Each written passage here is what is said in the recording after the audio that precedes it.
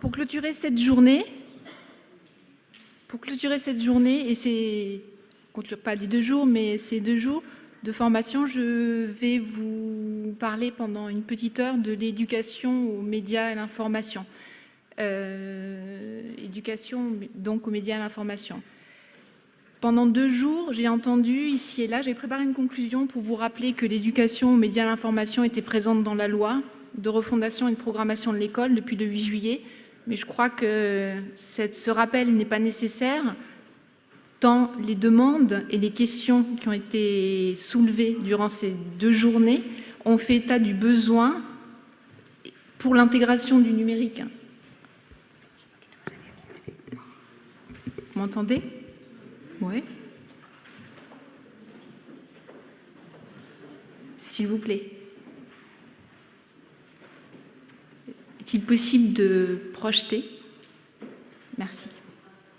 Dans les questions qui ont été soulevées, on fait état du besoin d'une éducation aux médias et à l'information.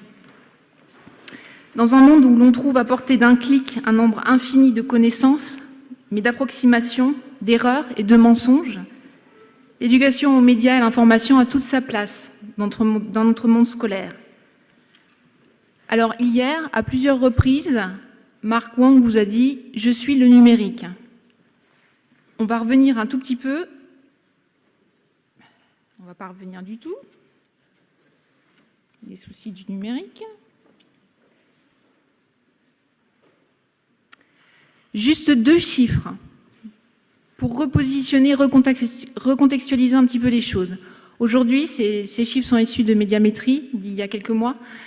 Chaque individu adulte, je ne parle même pas des enfants et des adolescents, est en contact 42 contacts par jour avec les médias. Et en moyenne, les adolescents utilisent quotidiennement 12 réseaux sociaux. Je vous laisse faire le calcul. Réfléchissez, prenez-vous 30 secondes pour vous demander quels sont les réseaux sociaux que vous utilisez au quotidien. Donc, je ne fais pas partie de la génération de Mark Wang, je n'en suis pas très éloignée. J'ai rapidement fait le calcul, j'utilise Twitter, WhatsApp, Viber, Pinterest. Continue. Vous en avez d'autres ? Facebook, Snapchat. Donc on peine un peu, on arrive à 5, 6, mais arriver à 12 et se dire que ces 12 est une moyenne nous fait prendre conscience à quel point ils y sont et à quel point ils y passent un temps important. Autre petite donnée, c'est nommé, j'ai marqué nommé de manière intentionnelle, digital native, quelques données. En 1994, une étude faisait état du fait que, arrivé en terminale, là je parle de l'Amérique du Nord, je vais jongler entre les données Amérique du Nord et France, de manière à ce que tout le monde puisse s'y retrouver. Donc en Amérique du Nord, les élèves qui graduaient, au niveau d'équivalent de notre terminale, avaient passé autant de temps, à quelques dizaines d'heures près, devant la télé qu'en classe. En 2010, une autre étude, toujours Amérique du Nord, fait état de 7h38 par jour en contact avec les médias. 7h38 par jour. On dort 8 heures, on mange un peu, on va quand même un peu en cours. Ça vous donne une petite idée de l'urgence de mettre en place une éducation aux médias et à l'information. Aujourd'hui, qu'en est-il ? Parce que cette étude dont je vous fais état date de 2010. Ce que je n'ai pas noté, c'est que cette étude faisait un autre calcul, là c'est le temps effectif passé en contact avec les médias, mais cette étude faisait aussi un autre calcul faisant état du fait que ces adolescents, ils ne sont pas devant un seul média en un temps unique, ils font ce qu'on appelle du multitasking, ils ont plusieurs fenêtres ouvertes sur un ordinateur, ils ont le téléphone qui est branché avec FaceTime et des amis en connexion, et j'en passe. Donc en faisant ce calcul-là, en démultipliant ces actions de contact aux médias, on arrivait à 10h45. Donc juste, j'ai voulu nommer digital native, c'est vrai qu'ils arrivent et qu'ils viennent dans ce monde, ils ont grandi avec ces technologies, ça a été Il en a été fait état à 2 reprises hier matin. Ils ont des compétences techniques. La connaissance globale des médias, elle n'existe pas. Je parlerai après des compétences du lire et écrire numérique, dont parlait M. Duclos, qui n'existent aussi pas. PISA 2009 fait état, je fais une toute petite parenthèse, a mis en place des éléments de lecture, des tests d'éléments de lecture numérique, et on s'est aperçu que les élèves avaient des compétences, je vais dire, en devenir très faibles de quelques pays que ce soit, puisqu'il n'y a pas encore assez d'accompagnement sur ces nouvelles compétences de lecture et d'écriture du numérique, et que lire un texte, oui, faire défiler, oui, après aller se balader dans les liens hypertextes et regarder un petit peu comment ça se passe, c'était beaucoup plus compliqué. Donc voilà, aujourd'hui, en 2014, on est à vraisemblablement plus de 7h38 par jour de contact avec ces médias pour ces adolescents. Que se passe-t-il concrètement dans les salles de classe? Où est-ce qu'on en est? Qu'est-ce qu'on fait? Est-ce qu'on utilise ou est-ce qu'on n'utilise pas? Est-ce qu'on autorise ou on n'autorise pas l'entrée de certains outils, objets connectés à l'intérieur de l'école? Si on le fait, pourquoi on le fait? Si on ne le fait pas, pourquoi on décide de ne pas le faire? Donc aujourd'hui, ce congrès MLF est là pour un petit peu marquer et poser un questionnement fort. Dans ce questionnement, il fait état de ces élèves maintenant, comment est-ce qu'on les accompagne? Effectivement, Madame Négrel, vous disiez qu'il n'était pas nécessaire forcément d'intégrer le numérique pour pouvoir avoir un taux de réussite important au baccalauréat, section générale que vous avez dans votre établissement. Oui, c'est vrai. C'est vrai, c'est une réalité et un fait objectif. Maintenant, est-ce qu'il n'est pas du devoir de l'école de regarder aussi, c'est ce que vous disiez, hein, de regarder au-delà et de savoir comment est-ce qu'on pallie à certains manquements. Alors, avant de vous parler concrètement de ce que vous avez, je pense, à l'esprit sur l'éducation aux médias et à l'information, j'aimerais poser deux choses qui en font partie. Je pense qu'on ne peut pas parler et on ne peut pas appréhender l'éducation aux médias et à l'information avec les enseignants tant qu'on n'a pas compris que la profession changeait et changeait fondamentalement. J'ai passé un peu de temps, pas mal de temps, 7 ans aux États-Unis à faire de la formation. Quand je suis arrivée, j'ai été noyée de plein fouet dans l'intégration des nouvelles technologies. Les ENT étaient déjà là. Et moi, j'étais formateur en Amérique du Sud et en France avant, et je me suis confrontée à des problématiques que je ne connaissais pas ou peu, avec des modalités de fonctionnement que j'ai dû réapprendre. Donc je me suis aperçue rapidement que certains éléments ne fonctionnaient plus, ne fonctionnaient pas, et cette intégration, en fait, n'était pas concluante dans les éléments pédagogiques que je voyais mis en place. Je me suis aperçue, il m'a fallu un peu de temps, je suis un peu lente, niveau digestion, 2 années de travail. Je me suis aperçue que ce métier qui changeait, en fait, les enseignants n'arrivaient pas à l'appréhender parce que ce qui fondamentalement changeait dans leurs tâches, c'était les interactions. Aujourd'hui, ça fait très longtemps que les interactions, depuis toujours, c'est pas très longtemps, depuis toujours, on pense la classe avec des interactions de type maître-élève. Et quand on construit j'ai commencé comme ça, hein, quand j'ai construisé mes fiches de préparées, je pense à un type de relation. Aujourd'hui, ces interactions avec le numérique, l'ouverture, cette grande chance qu'on a d'avoir une classe qui s'ouvre sur le monde, il faut repenser les interactions et il faut les repenser sous 3 formes. Aujourd'hui, quand on prépare sa classe, quand on travaille avec ses élèves, on doit penser nécessairement aux interactions avec les élèves, à nos interactions, je parle en tant qu'enseignante, ou l'interaction des enseignants avec les élèves et l'interaction avec l'autre, c'est-à-dire avec l'extérieur, puisque maintenant, c'est une porte d'entrée Internet, c'est une porosité, l'école est ouverte, et il faut le prendre en compte. Donc je vais essayer de vous donner, parce que je vais peut-être être un peu longue sur ce métier qui change, mais si ça n'est pas acquis, n'est pas compris par les enseignants, vous pouvez parler du numérique, vous pouvez parler de l'intégration aux médias, c'est très compliqué. Quand ces 3 éléments-là, juste cet élément-là d'interaction qui change est appréhendé, vous pouvez passer les formations que vous voulez, l'intégration se fait de manière, je vais reprendre les propos de Madame Négrel, plus douce. Donc je vais juste vous donner 3 éléments pour vous faire comprendre en quoi ces interactions changent et comment elles changent. Un exemple à chaque fois. Interaction entre élèves. Une application, certains ont intégré des flottes de tablettes dans leur classe, ils connaissent peut-être cette application qui s'appelle Subtext.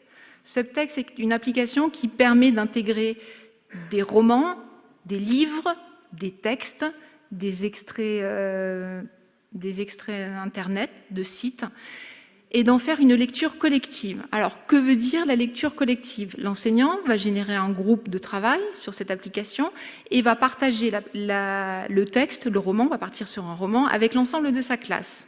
Bon, jusque-là, rien de très nouveau.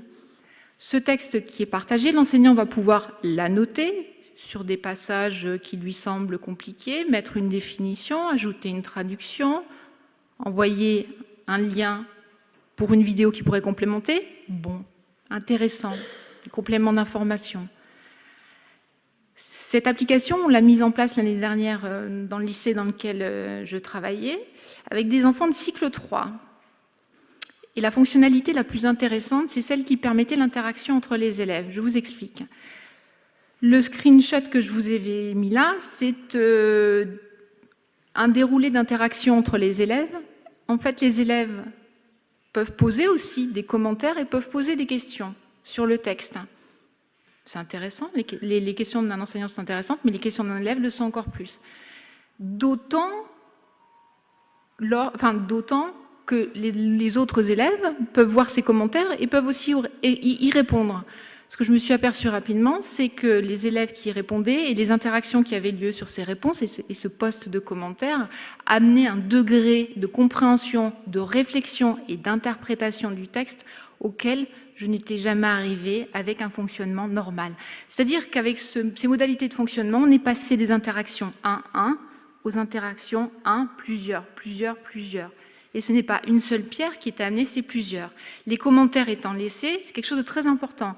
La trace écrite est stable. Aujourd'hui, quand on pose une question en classe ou qu'un élève va poser une question, l'élément qui va être donné à l'oral. À l'oral, la trace part. Les élèves, là, sur une trace écrite, peuvent revenir, peuvent passer à autre chose, complémenter et aller un peu plus loin. Donc juste une petite réflexion, une petite anecdote de ce travail fait avec des cycles 3, une classe de CM1 l'année dernière en particulier. Des enfants, à l'issue de ce type de travail, au bout de plusieurs heures de ce type, me disaient, une petite fille m'a dit, Jade me dit, moi je ne savais pas à la fin que je pouvais penser ça. J'ai trouvé ça intéressant au regard de ce qu'elle avait été capable de collecter sur les commentaires de ses camarades, d'y revenir. Elle avait avancé, elle avait agencé, et elle allait beaucoup plus loin dans ce qu'il était possible de comprendre sur ce texte. Bon, voilà. Les interactions entre élèves, plusieurs choses qui n'est pas à l'heure actuelle possible sans l'outil numérique. Je ne vous donnerai que des éléments qui ne sont à l'heure actuelle pas possibles. Autre élément, les interactions élève-enseignant. Le positionnement de l'enseignant change, on l'a entendu de nombreuses fois, en quoi il change. Je vais vous donner un seul exemple. Ici, je suis sur une plateforme collaborative d'écriture synchrone. Alors, qu'est-ce que c'est? C'est un Google Doc amélioré avec un stockage de données qui peut s'effectuer hors Google. Donc, pour ceux qui le souhaitent, il existe une plateforme gratuite qui s'appelle PrimariPad ou Etherpad, qui génère des pads et qui permet en fait à l'ensemble d'une classe de collaborer sur des écrits. Ensemble, je vous conseille de faire démarrer des écrits sur 2-3 élèves, pas plus. Ce qui m'intéresse, là aussi, vous voyez que les interactions entre élèves, elles vont changer. Ce n'est pas mon propos. C'est l'interaction avec l'enseignant qui m'intéresse. Visuellement, quand on faisait de la production d'écrits, les élèves écrivaient, souvent individuellement, l'enseignant corrigeait, rendait les copies, sur un délai de temps qui, je vais être très généreuse, dire on n'allait pas au-delà d'une semaine, 10 jours. Là, le positionnement de l'enseignant est tout autre et beaucoup plus efficace. L'enseignant va pouvoir intervenir au moment où l'élève ou les élèves sont en train d'écrire sur la boîte de dialogue qui est sur le côté et venir au moment même où l'élève en a besoin pour lui dire attention, dans ta description à ce moment-là, ce personnage-là, je ne comprends pas cette caractéristique. Tu devrais rajouter ces éléments. La portée est énorme. L'élève à qui on donne ces éléments-là en temps réel est capable de les prendre, mais surtout ce qui est impressionnant, est capable de transférer beaucoup plus rapidement ces informations-là sur des textes, des écritures de textes ultérieures. C'est des recherches qui ont été menées par Serge Boucheron, CNRS de Poitiers. Donc ces plateformes-là nous montrent à quel point le positionnement de l'enseignant, qui avant effectuait tout un travail a posteriori, le fait de pouvoir intervenir en direct change son positionnement, change l'efficacité qu'il a au niveau de ses relations avec les élèves et la portée de l'acte. J'ai beaucoup entendu, y compris dans les ateliers, effectivement, le numérique, c'est du temps, ça prend beaucoup de temps, c'est coûteux. Là, pour une fois, avec cet outil d'écriture plateforme collaborative d'écriture synchrone, vous voyez que les temps de correction, ils peuvent être considérablement allégés par le travail synchrone de l'enseignant sur l'écrit en cours. Dernier élément, c'est les interactions avec l'autre, les interactions avec le monde. Elles sont à prendre en compte. Je vais juste vous donner quelques exemples, il y en a une multitude. Aujourd'hui, le fait de pouvoir faire entrer le numérique dans l'école, cela permet en fait de faire entrer, moi je le vois comme faire entrer de la compétence. L'enseignant n'est plus le seul porteur, on le sait depuis longtemps, mais il peut faire entrer de la compétence via d'autres intervenants.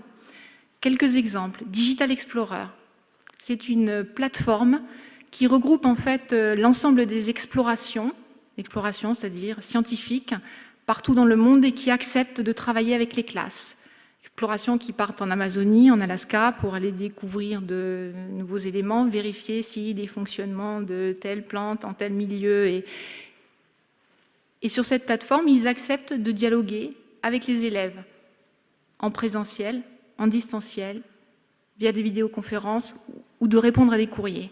En cours de sciences, envoyer quelques courriers ou dialoguer avec quelqu'un qui se trouve au fin fond de l'Amazonie, lui demander s'il y a des corrélations avec ce qu'eux ont vu ou ça peut changer une dynamique de cours.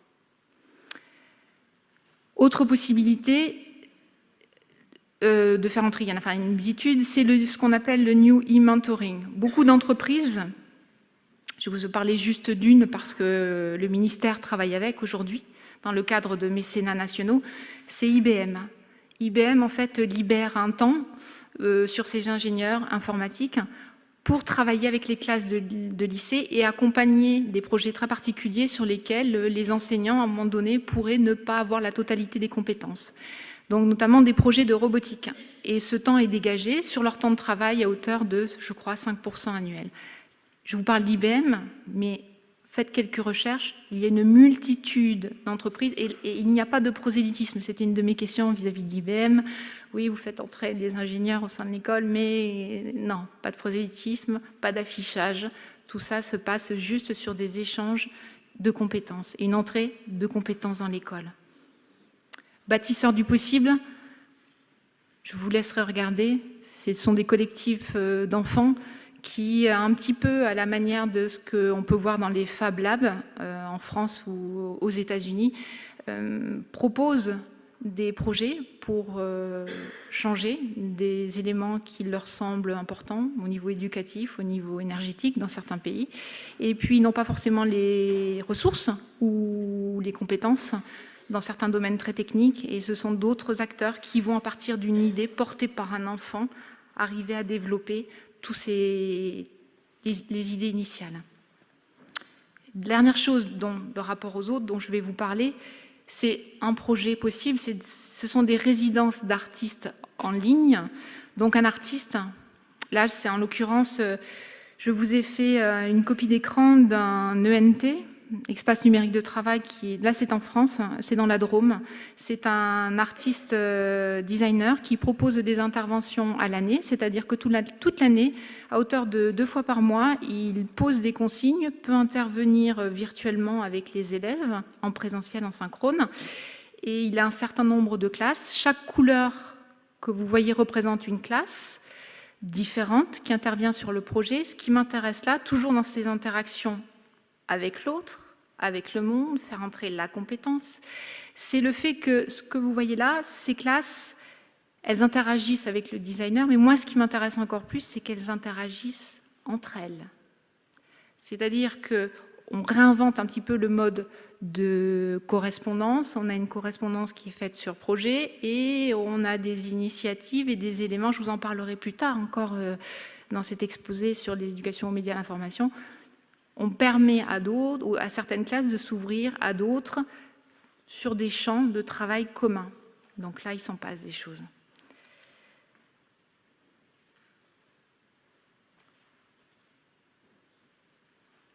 Excusez-moi, je reviens juste là, j'ai oublié. Avant de passer à la diapositive suivante, donc je vous ai donné à entendre cet élément d'artiste en résidence parce que les interactions, et je termine là sur le métier d'enseignant, 3 choses à... Je pense que quand les enseignants auront compris, et les formateurs aussi auront compris, que la définition du métier aujourd'hui, c'était repenser les interactions avec les élèves, avec les enseignants, avec l'autre, mais l'autre, ça peut être aussi des classes entre elles. C'est pour ça que je terminais par les artistes en résidence. Je pense qu'on avancera d'un grand pas. Donc, deuxième élément, et là, je vais commencer à rentrer dans l'éducation de plein fouet, dans l'éducation aux médias et à l'information, c'est les redéfinitions complètes des compétences de lecture et d'écriture. Lire numérique, écrire numérique, ce sont d'autres compétences. On sait lire, on sait écrire à l'école, mais aujourd'hui, d'autres éléments rentrent en jeu dans la lecture et dans l'écriture. Au niveau de la lecture, l'acte de lecture se métamorphose. On a aujourd'hui des textes qui sont littéralement ouverts sur les bibliothèques. Derrière un texte, aujourd'hui, vous avez un dictionnaire, vous avez des éléments de traduction, vous avez des commentaires, et vous avez aussi, vous, la possibilité, vos élèves ont la possibilité physique d'avoir un rapport à ce texte qui change, parce qu'on peut surligner, on peut annoter, comme je vous en parlais précédemment, on peut faire tout un tas d'éléments. Ce texte, il change. Et ce matin, quelqu'un disait, on se perd. Oui, il est très facile de se perdre. Je suis tout à fait d'accord. Donc, je vais juste vous redonner, avant de parler de ces nouvelles compétences, la définition que donne l'Observatoire national de la lecture en 2006. Qu'est-ce que c'est que maîtriser la lecture aux yeux de l'Observatoire national, qui quand même s'investit dans les documents d'accompagnement et puis aussi des programmes. Donc, pas intéressant de regarder ce qu'ils pensent de la lecture. Littéralement, la lecture, maîtriser la lecture, c'est la capacité à déchiffrer les mots écrits pour pouvoir comprendre le sens d'un texte. Je répète juste une fois, parce qu'on va en faire, enfin, je vais revenir après. Maîtriser la lecture, c'est la capacité à déchiffrer les mots écrits pour comprendre le sens d'un texte. Qu'est-ce que cela signifie? Ça suppose déjà qu'on a affaire à un seul texte. Ça suppose aussi que ce texte, quand je vais le lire, je vais commencer mon acte de lecture par la lecture de ce texte. Ça ne questionne pas, excusez-moi, l'accès au texte. Aujourd'hui, petit exemple, bien souvent, avant de pouvoir lire un texte, il va falloir y accéder. Des moteurs de recherche, tout un tas d'éléments. Vous voyez qu'aujourd'hui, maîtriser la lecture, c'est un peu plus que avoir le texte unique sous les yeux. Puis cela suppose aussi que la compréhension va être le but ultime de l'acte de lecture, si je me réfère à cette définition. Or, aujourd'hui, quand on va demander, je vais vous prendre un petit scénario que j'ai lu dans un... Si vous voulez, toutes les références de ce que je vous dis seront données à la fin de ce prési. Un petit scénario, c'est un chercheur qui était allé dans une classe de 3e et qui a vu en fait une demande qui était faite à des élèves de chercher en groupe en fait des éléments sur le changement climatique. Les élèves étaient laissés seuls face aux ordinateurs et il a noté un petit peu quelles étaient les différentes tâches de lecture auxquelles étaient confrontés les élèves pendant cette heure-là. Il va falloir essayer déjà d'accéder au texte, de valider ces choix, de les lire plus ou moins dans leur totalité, et puis de savoir si l'information qui est donnée derrière le texte est valide ou pas, selon des critères scientifiques, puisque je vous rappelle que c'était sur les changements climatiques. Juste pour se le garder en texte, j'ai tapé dans Google « changement climatique ». Vous êtes des lecteurs experts, donc évidemment pour vous ça ne pose pas beaucoup de problèmes, mais regardez un peu l'ensemble des éléments qui sont donnés à voir. Vous savez que sur une recherche Google, sur votre droite, vous avez nécessairement des éléments économiques, des propositions. Avant d'arriver aux articles proprement dits, on a aussi 2-3 propositions qui ne sont pas liées à la connaissance directe en haut de page.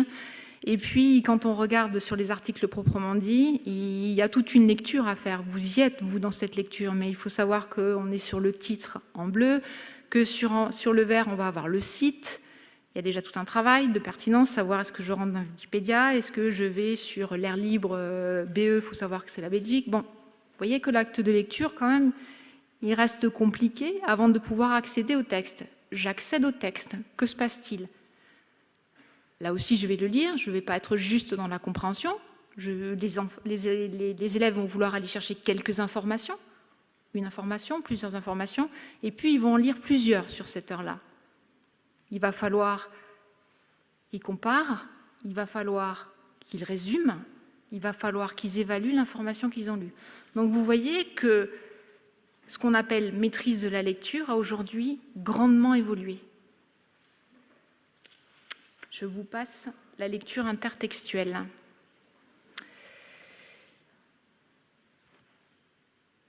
Alors la lecture change, mais l'écriture change aussi grandement. On n'écrit plus aujourd'hui, je vous ai fait état tout à l'heure de cette plateforme d'écriture collaborative synchrone. Aujourd'hui, les modalités d'écriture ont largement changé. On écrit, 3 grands types se dégagent à l'heure actuelle et feront, je l'espère, peut-être partie des nouveaux programmes qui verront le jour bientôt. Nous avons l'écriture multimédia, c'est-à-dire qu'aujourd'hui, écrire, ce n'est plus seulement du texte, ça peut être de la vidéo, ajouté à l'écrit, avec du son. C'est un ajout de médias multiples. On a l'écriture interactive. L'écriture interactive, j'écris et un logiciel va reformuler, va ajouter, va modifier. Et puis, on a ce dont je vous parlais, l'écriture collaborative synchrone. Donc, dans ces actes d'écriture, on peut écrire à plusieurs, on peut ajouter, on peut supprimer, on peut différer dans le temps.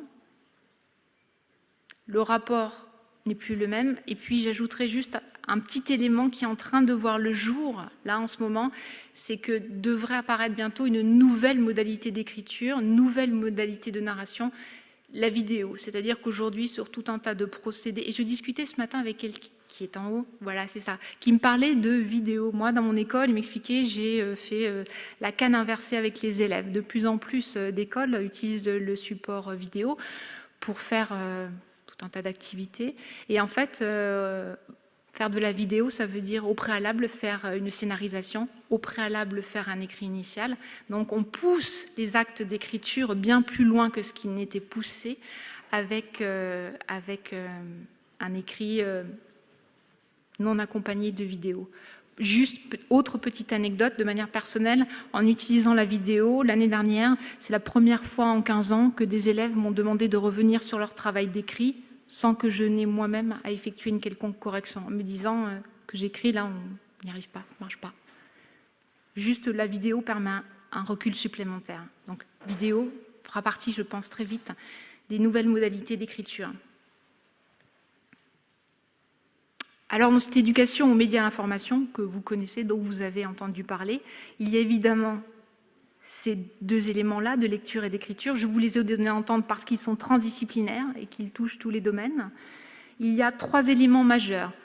Il y a apprendre à traiter l'information, apprendre à produire de l'information et puis comprendre les médias dans leur globalité.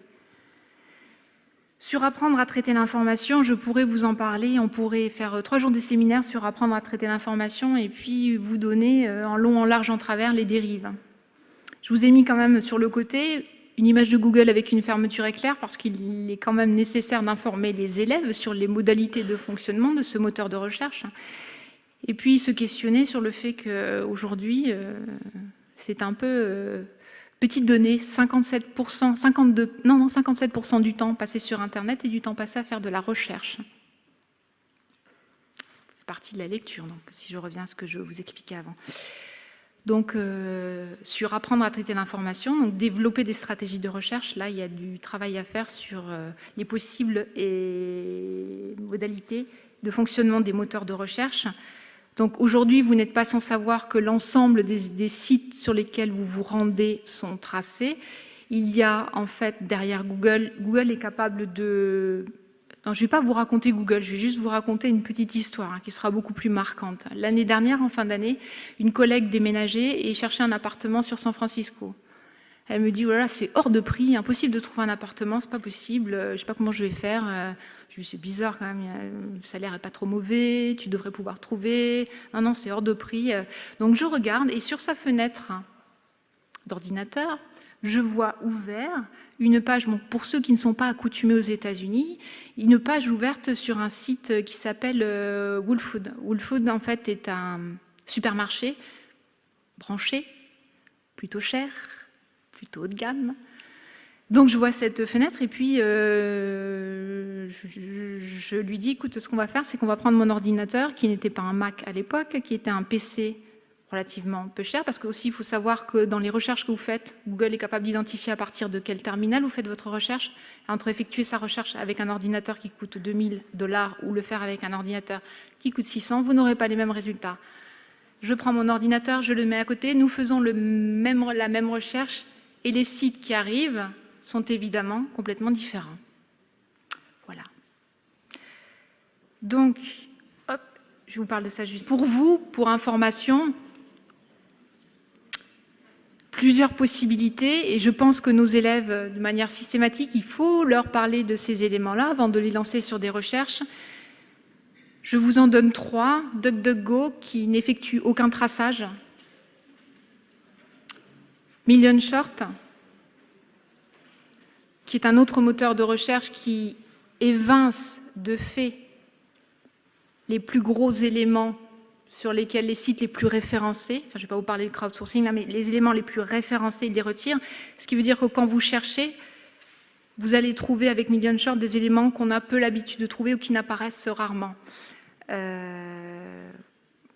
DuckDuckGo, aucune référence. Et puis Quant, c'est français. Je vous en parle parce que l'initiative me semble intéressante. Vous connaissez peut-être déjà, c'est un moteur de recherche qui effectue un tri. Au lieu d'avoir l'ensemble des informations qui sont données en temps, qui sont données à la lecture, vous avez un pré-référencement, ce qui, à mon avis, peut grandement aider les élèves avec les informations qui relèvent du web, les informations qui relèvent de l'actualité et les informations qui relèvent du social ou du shopping.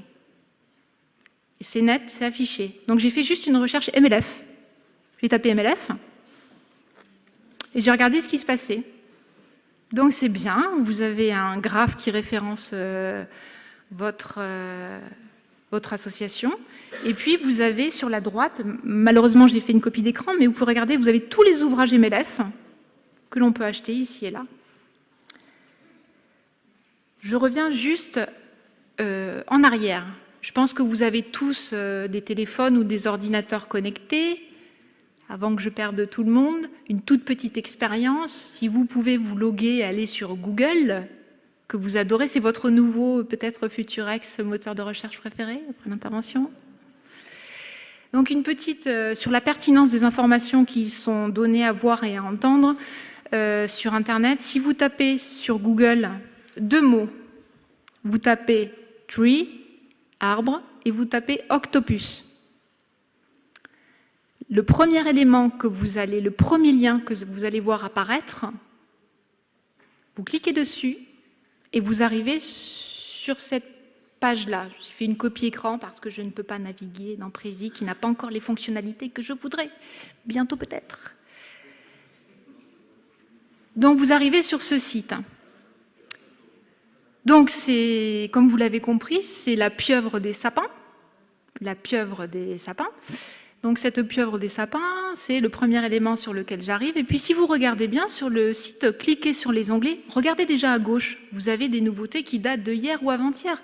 Cet animal qui est en voie de disparition, en voie d'extinction, il y a quand même, c'est une espèce protégée qui est référencée ici et là, on en a vu, c'est noté sur ma partie gauche avec des dates. Et puis vous avez tout un tas d'éléments et d'informations qui sont donnés derrière chacun des onglets.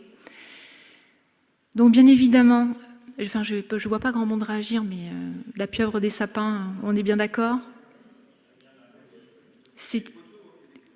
Oui, oui, ce sont des photos. ce sont des montages, ce sont des preuves, oui.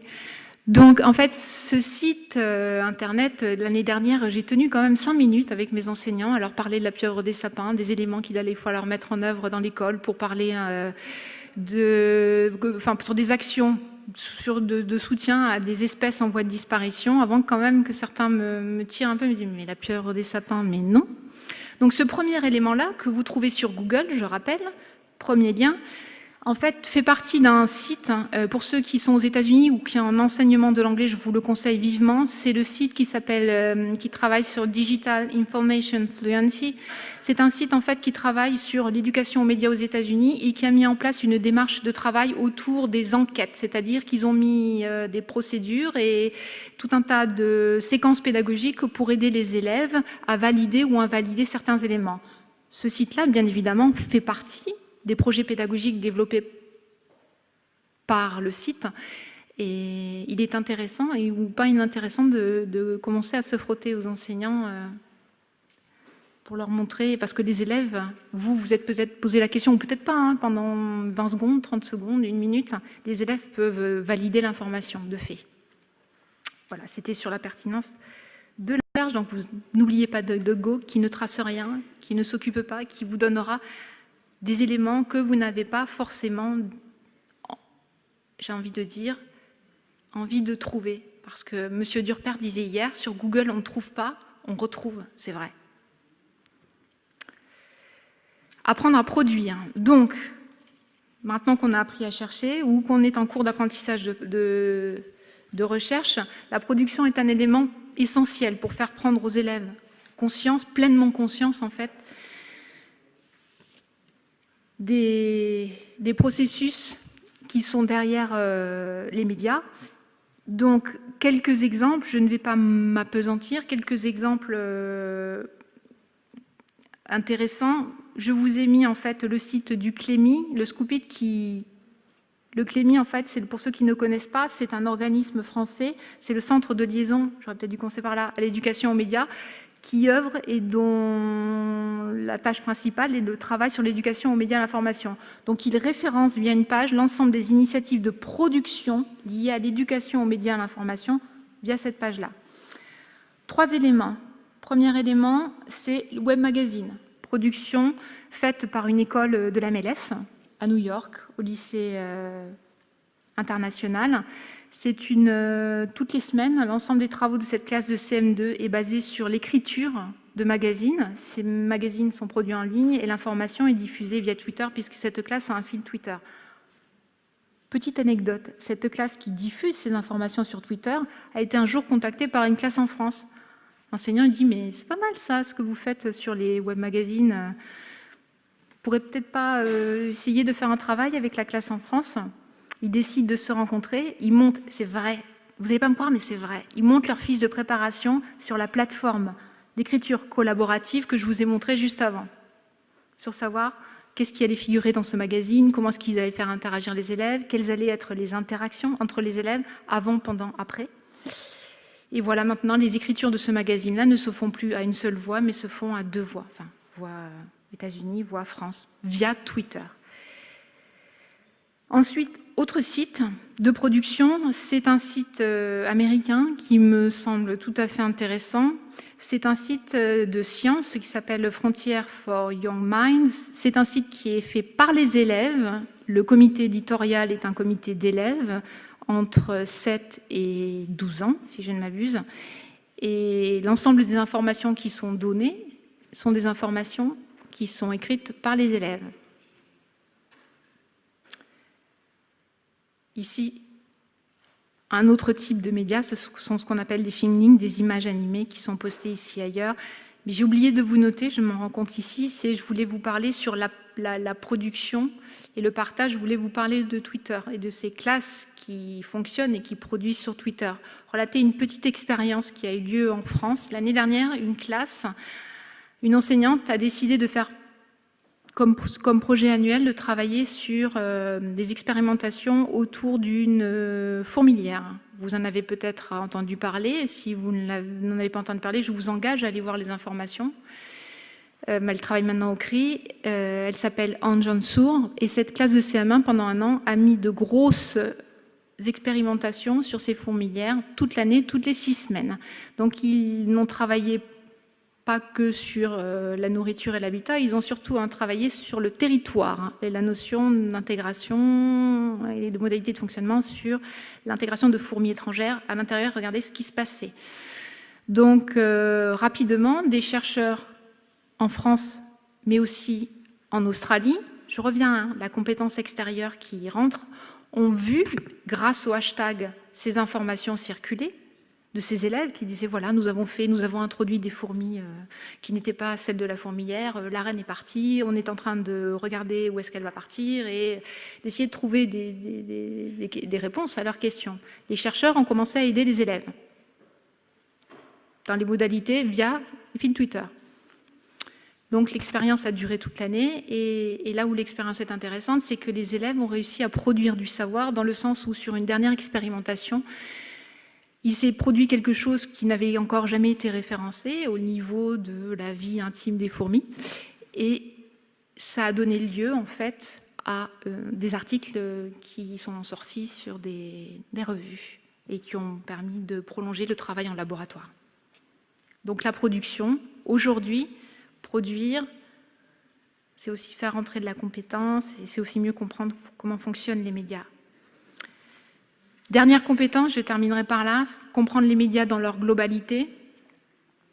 Nos élèves, même s'ils produisent, même s'ils apprennent à chercher, il faut comprendre qu'un média, il nous donne à voir le monde d'une certaine façon. Et cette façon-là, elle n'est pas toujours très objective.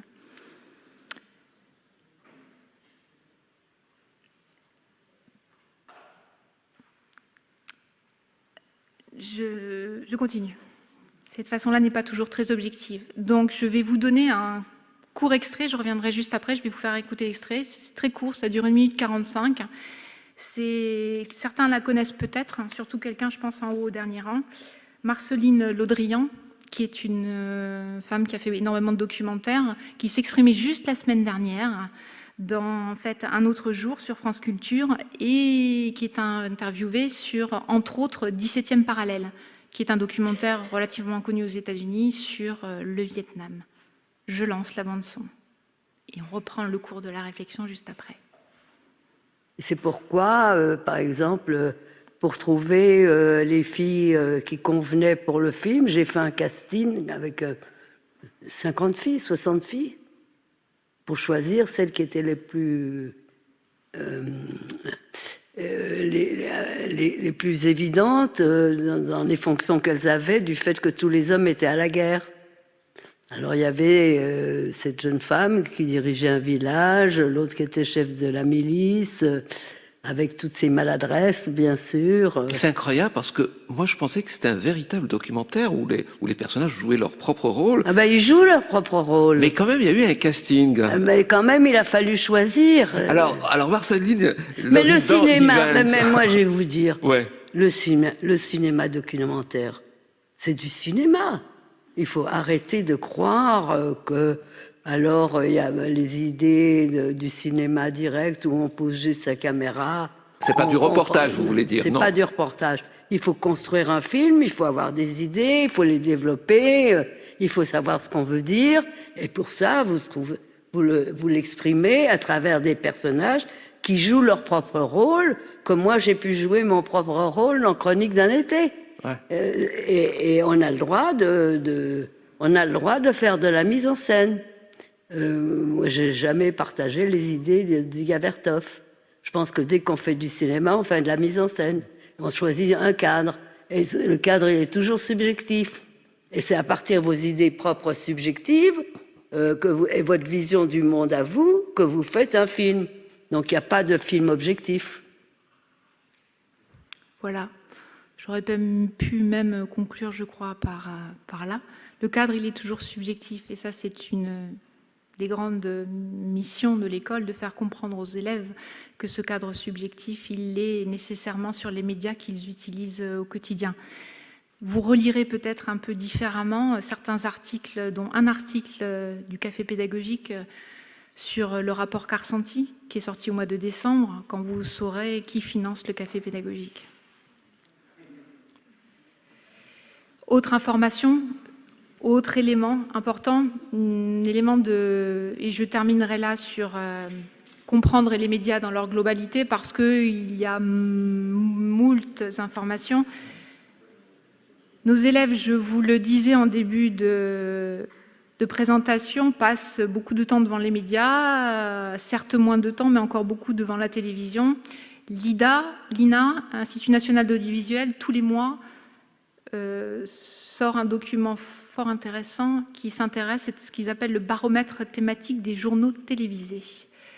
Ils analysent, et c'est des documents que l'on peut tout à fait utiliser en fin de cycle 3. Ils sont très clairs, les infographes ont peu d'informations. Ils analysent les reportages qui sont donnés à entendre en temps, en qualité, les lieux d'où ils proviennent et les contenus. Donc évidemment, sans grande surprise pour vous, moi j'en ai eu quand même en regardant, parce que ça fait plus de 10 ans que j'ai pas la télé. Et je pensais que système public, système privé, il y avait quand même quelques différences. J'étais très surprise de voir qu'au niveau des journaux télévisés, France 2, TF1, M6, on était sur des lignes éditoriales malheureusement proches. C'est intéressant de montrer ça aux élèves et de s'intéresser au pourquoi. Alors, je vous pose une petite question. Il y a un pays qui est surreprésenté. Quand je dis surreprésenté, surreprésenté. Hyper.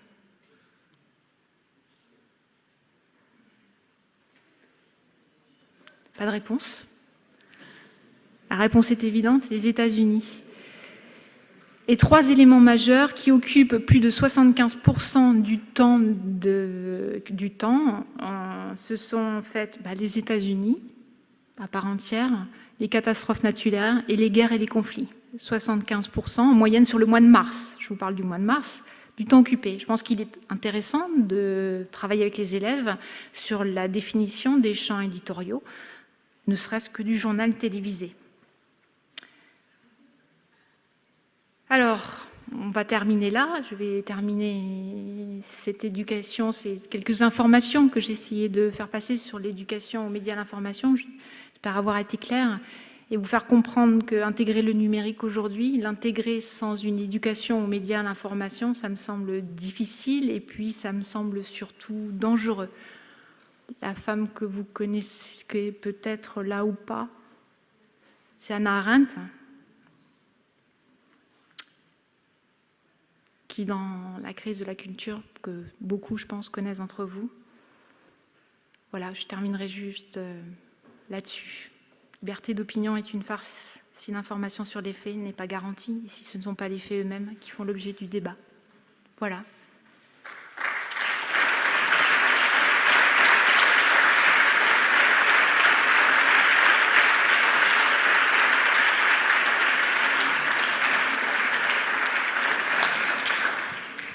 Vous retrouverez, j'ai noté sur ce prési, l'ensemble des informations et des ressources possibles pour les classes, ressources institutionnelles, françaises, francophones et aussi américaines, puisque j'ai passé beaucoup de temps. Il ne vous reste plus qu'à scanner ce QR code pour avoir accès à la totalité du prési et des informations.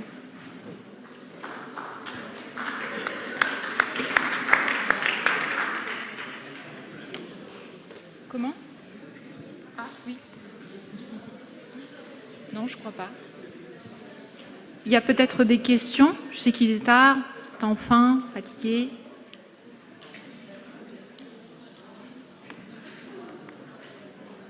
Non.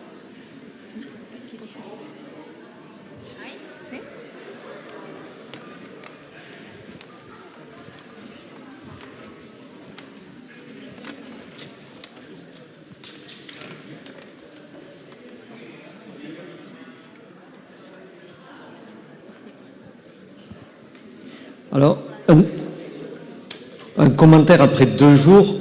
Moi, je suis quand même ravi que Julie ait mentionné tous ces éléments parce que on voit bien que le problème sur le numérique, Il y a le problème des couches basses qui est une condition nécessaire. Oui, il faut des connexions au débit. Oui, évidemment, il faut des tablettes, des ordinateurs. Oui, il faut des espaces numériques de travail et tout ça et tout ça.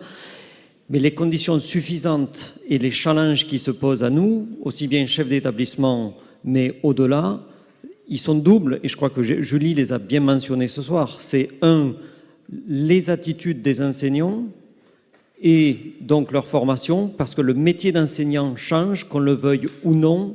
On n'est plus le seul dispensateur de savoir, et ça fait exploser, le numérique fait exploser cette dimension-là.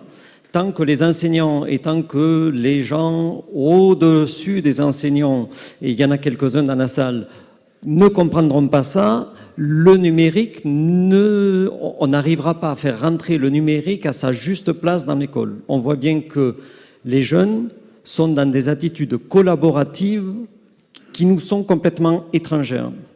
Tant que le métier d'enseignant ne deviendra pas un métier éminemment collaboratif, on n'y arrivera pas. Le deuxième élément que Julie a mentionné et qui était drôlement important, c'est que l'introduction du numérique fait exploser aussi les contenus. Elle a parlé de la lecture et de l'écriture. L'introduction du numérique développe des compétences de lecture qui vont être différentes et on va être obligé de travailler sur des compétences méta qui sont souvent sous-estimées dans les programmes actuels. Donc je m'adresse aux autorités qui sont présentes dans la salle. Je pense que dans la refonte des programmes, dans la formation des enseignants, ce sont les deux dimensions de long terme sur lesquelles il faut travailler si on veut réussir le numérique à l'école. Voilà.